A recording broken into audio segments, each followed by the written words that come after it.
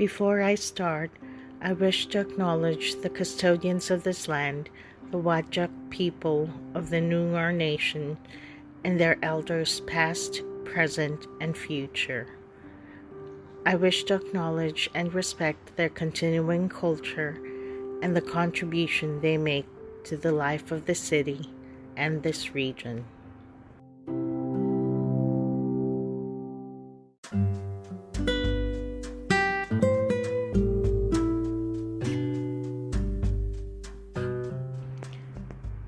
This brand new podcast, Moonlight Conversations, explores topics you and I want to talk about: life, love, hopes and dreams, and everything in between.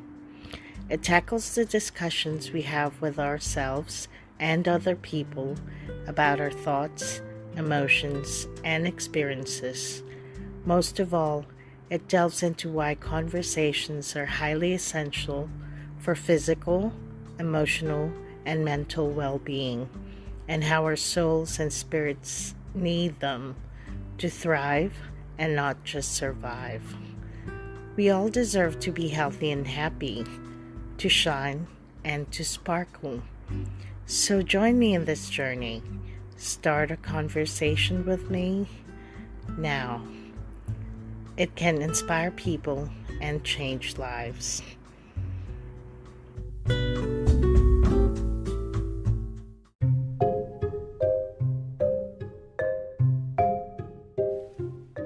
Tonight, I interview Valerie Fischer, an award-winning coach and an author. She is also the creator of Brain Science Selling, an approach combining Neuro Linguistic Programming techniques with advertising and marketing strategies aimed to help entrepreneurs increase their revenue. She talks about how this digital marketing approach helps entrepreneurs as well as ordinary people needing a change in their lives. In this episode, Val will discuss what Neuro Linguistic Programming and Brain Science Selling is, and how we can use these in our daily lives, and how these can change and add value to people's lives. She also discusses what she values in her own life, and as an added bonus, Val will read one of my poems from Conversations I Never Had with Luna and Other Stories. So without further ado, I give you Valerie Fischer. Welcome, Val.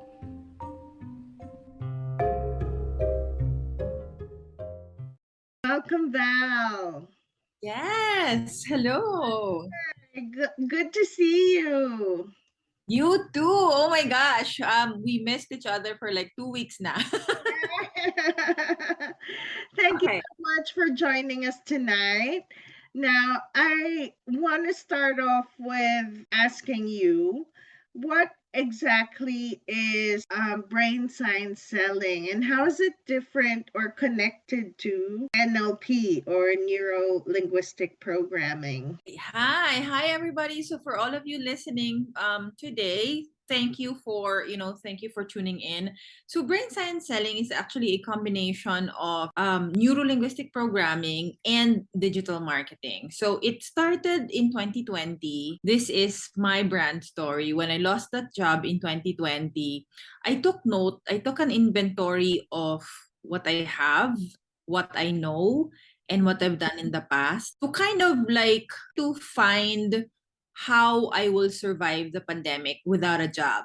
So I didn't have a job. I was chief marketing officer when the pandemic hit, but I was fired for, several reasons. But I'm like, so what can I do? How can I help? Mhm. And usually when you are faced with, uncertainty, that was the most uncertain part of, I think I would say, of our lives, of this generation. So that's what I did. I took note of, what I have done, all of my skills. And then I realized that, I know marketing. I have advertising and marketing background. Yes. I know digital marketing because I co-own an e-commerce site. And then I'm also a Neuro Linguistic Programming practitioner. Yes. So I said to myself, is there, I wondered, like, is there anyone who actually uses and combines all of those? And nobody. There's nobody who did that. When I even posted it on one of the Facebook groups for coaches, Yes. a guy said, like, he said, you know what? I have PhD in psychology. Your concept is bullshit. I'm sorry, guys. Did He actually said he? that. He said that your concept is BS. Sorry, Because it's he doesn't believe in NLP. That kind of actually sorry. And then it kind of made me want to stop for a bit. I doubted myself. But then I pursued it, and this is what I do now. How is it related to NLP? Because neuro linguistic programming is a field of psychology that really studies how we think of things. So the neuro part, visual, auditory, and kinesthetic, how you label those thoughts according to how you were programmed. Because the way that we say, I'm such a failure, for example, or I can never get things done. I can never get things done properly. We blurt out those words because of social programming. Yeah, yes, it's we were programmed that those are the words that we say when we are stumped. When in fact that's not true. That's not reality. Or you have $1 in your pocket. You can't say you have no money, but because that's how we were programmed. It means that you can reprogram those thoughts and relabel those thoughts and feelings. And you can apply that to marketing and advertising. So that's when I realized, I think I have something here. I think I have something here. And it started really as a way to help people, because when I lost that job, I was afraid, like I didn't have income. I wasn't gonna have a regular income, but I wanted to help. I can't donate. If you remember that time, whoever had money would donate or would buy from friends who were baking, who were cooking from home because they also lost their jobs. And I'm like, I can't do that because I don't have an income, incoming money. So how else can I help? And that's when the brain science selling concept started. That was my own unique concoction. So I can help people. It started out that way. That's awesome, because you basically bounce back from negative position in your life, basically bounce back and do better than ever. So reframe. Yes, it's a reframe. It's rejection. It's redirection. It's oftentimes redirection. It's not, you're not really being rejected. You're just being directed or redirected to something that you should be doing. Yes. And I also say, we struggle with the things that we do or experience because those are the things that are not meant for us. So we struggle because we pursue or force things that are not meant for us. Okay, I got it. Okay, so how did you basically pull yourself up, put yourself together after, because you said or you mentioned earlier that you were doubting yourself. You started doubting yourself when that guy sort of, knocked it back or something, or knocked it off. And then put yourself together and said, I can do this. Your background in neuro linguistic programming, I guess, would have helped. Yes, definitely. Because the reframe, the reframe actually from a concept or like a technique in NLP. Yes. If I were gonna enumerate the things that helped me, I would say really, like, when you are at that point, when you're stressed, when you're depressed, when you're in a state of trauma, you breathe fast and shallow. That's the normal. So because I have NLP background, I was conscious of that. Okay. So I breathe slower. I consciously and intentionally breathe to relax, because otherwise I would just be crying the whole day. You know, Mm. it's traumatic not to have a job in the most uncertain and the most scary time Yeah. ever of our generation. You Yes, know, yes. it's very traumatic. And if I didn't know NLP and if I didn't know how to manage that, I would still be there. You know, I would still probably be in that state. So that's number one. And then Amazing. in NLP we call it break state. Breaks. Well, for break state, because you know, I felt it. I felt the shame. I felt the it hit my ego. I felt the fear. Yeah. You know, I felt all of those. I allowed myself to feel all of those. But then we call it break state, meaning I told myself, enough, no more. And how to do that? It's actually physical. Sometimes you have to do it physically. And in my case, what I did was I started doing exercises Like yoga. like yoga, because the Yoga. state was my state at that time when I was wallowing in self-pity was like I Mm. was just on, you know, in on the couch checking Facebook and doom scrolling. Yeah, yeah. Doom scrolling, what's going to happen to the world? I don't have a job. What if something happens to us? You know, all of those all of those things running through my head, and I knew I had at some point I had to break. So like physically I, you know, Pull stood up yourself. and just Yeah. moved, you Yeah. know, did some exercises. Mm. And so that's the second. So breathe and then break state. And then the third, my mentor taught me this, and I'd like also to teach this to everybody. Yes. When you are feeling down, okay, Mm. when you're feeling down and you're feeling even when you're unhappy or, you know, depressed, Yes. best feeling in the world, at least for me, and you know, my the mentor who taught this to me, is gratitude. You can't be Oh, yeah. sad and grateful at the same time. Those two feelings cannot coexist. So Yes. one will trump the other. Mm. And when I choose to be grateful, the sadness is managed. It doesn't completely disappear. It's just there, Yeah. but I'm able to manage it. So what I do when I'm in this state, again in that state, when you take a shower, this is very simple. When you take a shower, you shower, right? You touch your hair, and then when you touch your hair like that, when you're washing your hair, you say, "Thank you, hair, for making me look pretty." When Ah. you wash your face, when you remove your makeup, for example, and you say, "Thank you, eyes, for letting me see love every day. Yeah. Thank you, face, for giving me face to the world. Thank you, Yeah. hands." Yeah. And you do that in the shower. You Oh do that in the my shower because goodness. you're uninhibited. That's such a great idea. Thank you so much for that. Because I've never thought about it. But you can do that in the shower and you literally just thank God for everything Yes. you have. Yeah. Yes. Because in the shower, you touch all of your body. Might as well Yes. thank it. Yes. And you feel happier afterwards, don't you? Yes. Yes. Yeah, you get to focus on the positive things that you have rather than what you don't have. Yes, that's Yes. true. So that's also something that I, you know, something that I did.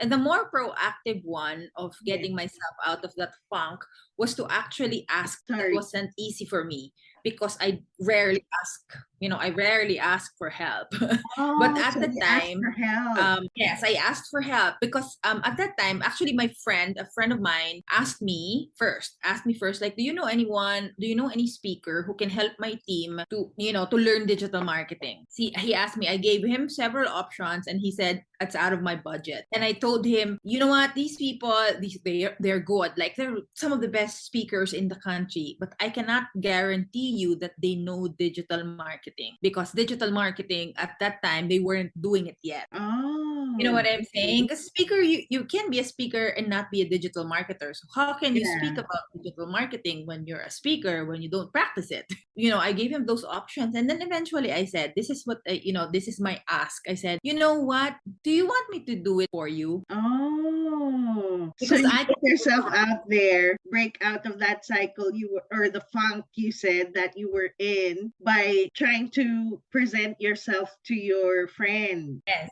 that's how it started. That's really how it started. I asked him, like, "Do you want me to do it for you instead? I don't charge as much." Oh, that's awesome. And then it went on from there. Yes, So yes. positive feedback, obviously, from that first speaking engagement. Also teach other people, other teams, because at that time it started as a sales team, so it was an exclusive training. And then I used the digital marketing. So that's when the brain science selling concept started. Because I said, oh, okay, so NLP, what are the concepts of NLP, or what are the brain-based concept? It's understanding your customer. And my customer, that market that I serve, because coming from a real estate industry, very competitive. Yeah. Knowing that they're very competitive, I consciously tagged the people in the Zoom fees. Before the trend was a Zoom fee instead of a selfie. Yeah. So I intentionally tagged them in the Zoom fees. That's an example of brain science selling. Understanding your customers and using that understanding to doing marketing or doing selling. Okay. All right. That's great. That's awesome. Now, you obviously know a lot about digital marketing and, NLP and all that. But how do normal, like us regular people, can we use it at all? Even in NLP, just NLP in particular, I use it every day with my husband. Oh, wow. He goes to work. He's a teacher, so he goes to school every day. Yes. And then when he comes home, this is one of the reframes that we did. He didn't actually notice it until until I pointed it out to him. I said, because he always says, when he comes home, he always says, I'm tired.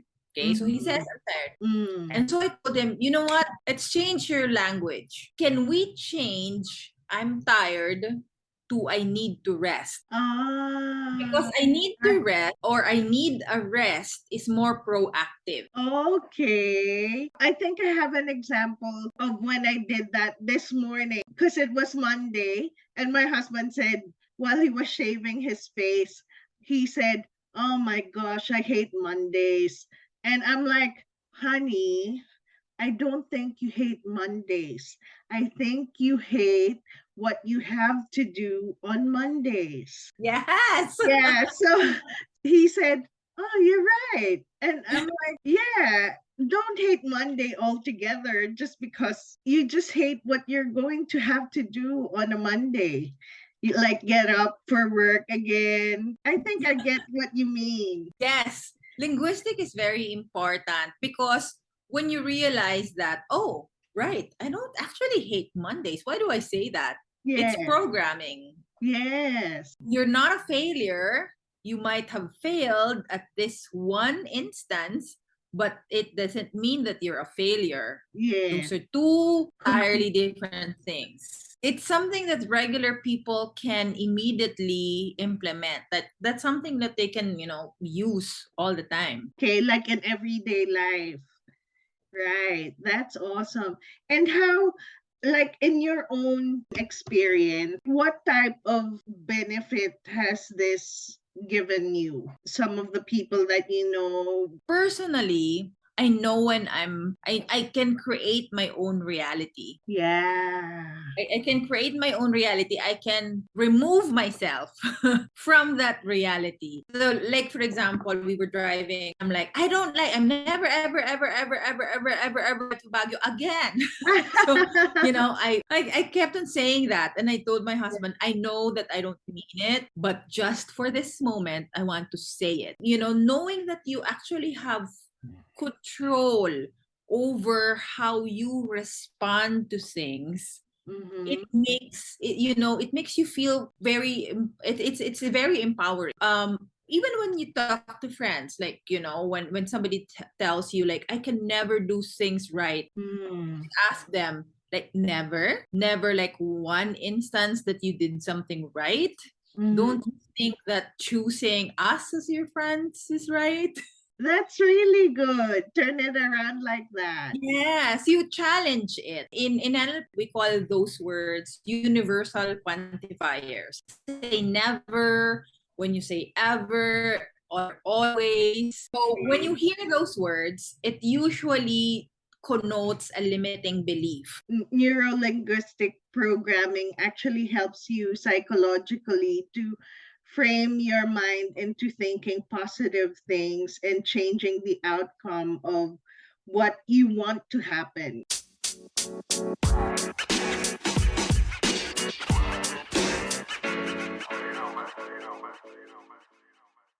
Yes, yes. Okay.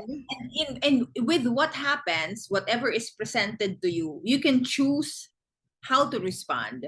Yeah. You can choose how to look at it. Say, for example, my website was like wiped out in June or July of this year, like Oh, totally wiped out. yeah. If I chose to mope or, just be sad about that and be really mad, because I was like really, really, really mad, Yeah. that's like, a year of hard work Work. gone. I mean, I was out of the ranking of Google. I was completely gone for like 3 months because I lost my website. Yeah. Then I reframed that and then I said, well, I think it was time to change it. That helped. Takes all the worry out and then brings back more excitement into like what you need to do next instead of like focusing on what's happened negatively. How do you think is this different from like other approaches? Why NLP or why brain science selling? So why did you focus on that one? Is At the very heart of brain science selling really is the customer and understanding how they think. So yeah, how the customers think and how they behave, which makes it easier for you to sell because you're not really selling, you're addressing a problem. It's kind of a change in mindset. It's because it's not, hard selling. What do you need to give them what they need? That really is at the heart of brain science selling. understanding them and figuring out what they need and what they want, how they are, what you can do to help them. I just one of the most important lesson that I get from you is you sell the benefit, not the feature, and Yes. you sell emotions. How is that important? Like, tell us more about it, please. We don't like it when a sales lady comes up to us and says, what are you looking for? What do you have in mind? Or, whatever. We don't Yeah. like that. We feel like they're invading our space. Yeah. We don't like that. But if the sales lady says, you know what? Do you have this look good on you? Can you imagine people, staring at you? Or so you're selling that idea of an emotion that they will feel when they buy that product that you're looking at. So it's not how red the dress is, but how red will make you feel good when you use that dress for like an event, a gala or something. It's not about what the specs are of your laptop. It's about how fast you will be able to open your programs because you want to spend time with your kids or because you want to finish things early so Yeah. that you can spend time with your kids. So that's the emotion and also the benefits versus the features. Because if you tell me the specs, why? And you What do get we need that bored for? easily, don't you? Because it's too technical sometimes, a lot of jargon in it. You try to avoid that by like appealing to their emotions instead and saying, oh, this is how it's going to make you feel. Yes. Or by getting this is how it's going to make you feel because of such and such. That's very interesting. And how has this worked for you? Yes. Well, it works for me very well. That's really how I sell. And right before this conversation, I had a Facebook Live on my exclusive group, exclusive community. And I interviewed a girl who shared with us the results of one of my trainings. And she said, her main takeaway from the training that she attended was selling using emotions. And she's very young. She's only been in the real estate industry for 10 months. So pretty new in the industry. And pre-training, she was only able to sell one condominium unit. And after training and after following me for several months, 97 million worth of property that she's able to sell in next Wow. month. Probably 30 properties altogether from the time that she did the training until now. Oh my That's how goodness. effective it is. So that's how effective it is.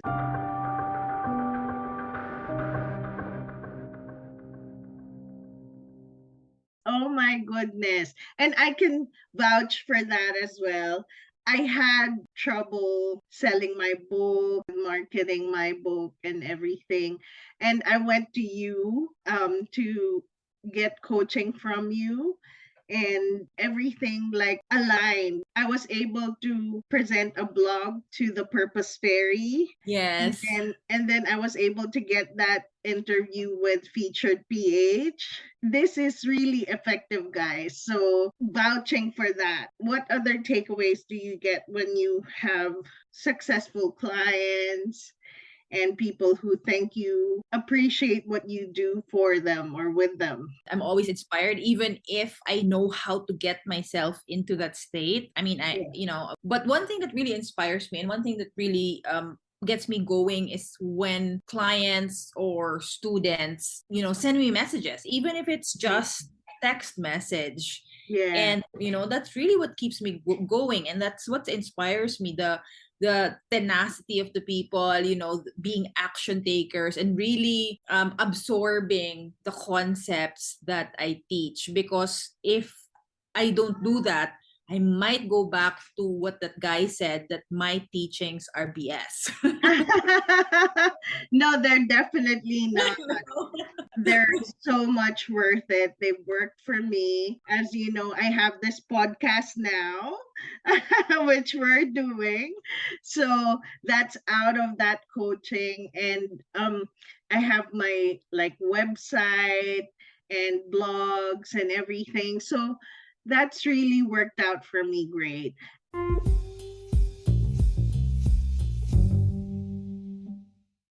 I want to read your poem.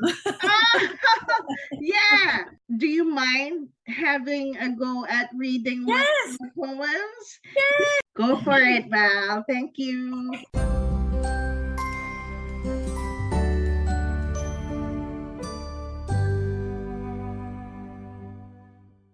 Kung Hei Fat Choi says the obvious choice. We all put special value on different things. A note that's with a trinket that's in a box, regardless of the price, the cost. And we all put special value on different people. Family, wives, husbands, sons, daughters, grandchildren, pets, friends, old and new, around the neighborhood, in school, at work, significant others, boyfriends, girlfriends, lovers, fiancés, regardless of names, age, sexual orientation, color, race, religion. And we all put special value on ideas, on feelings, tangible or not, love, happiness, respect, and all this invaluable, priceless. What we consider special, meaningful, is up to each of us. A child's laugh, an old person's smile, a parent's advice, a friend's hug, a hand to hold. The world and its mysteries. Not understanding all of them, but being part of it. Being alive. This notes. Freedom. Now put a price on that.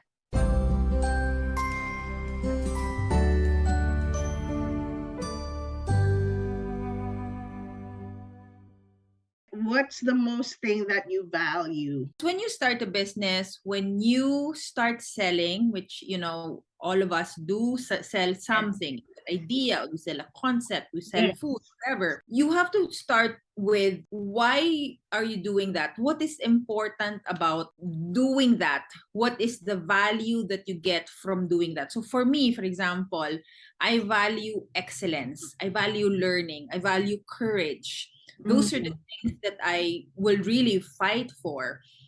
Excellence. I want people to really learn. I want people to upgrade their lives, to improve their lives, to really see their potential. That's also part of what I share, especially when you're starting a brand. You have to start with those things, because when you don't know that, when you don't have clarity on that, you will immediately get confused with all the strategies and tactics, because all the bright things out there, new things out there. That's Like, true. do you need this? Do you need that? Do you need this? Do you know that there's something new? There's a new program, a new app. Do you need that? How is that related to your values? What do you hold dear to your heart? So this poem, really resonates with me, like freedom. How do you really put a price on that? Like happiness, family. Yeah, it matches. Thank you so much, Val. So guys, please buy the book Conversations I Never Had with Luna and Other Stories, because you get to really read poems like that, like the one that I read. Please do buy a copy of her book. Thank you so much.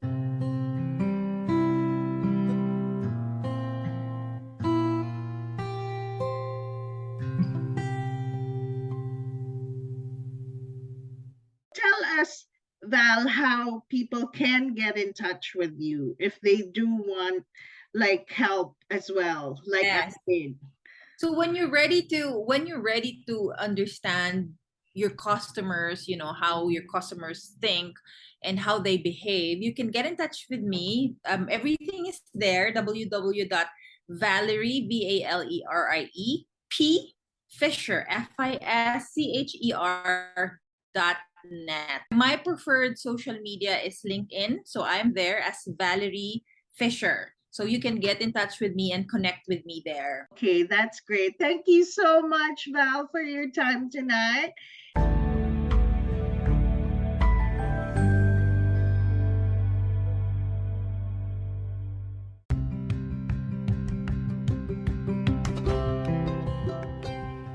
So that's it for tonight, folks. I hope you enjoyed our episode tonight. Please make sure you listen in again next week, Friday, 8 p.m. Perth time. And don't forget to check out my website, www.conversationsIneverhadwithluna.com, where you can check out my book and purchase it as well. There will be an Amazon link on there. It's called Conversations I Never Had with Luna and Other Stories. So please go and check that out. Thank you so much. I hope you have a great night ahead. And again, this is Anna, Moonlight Conversations, signing out. Good night.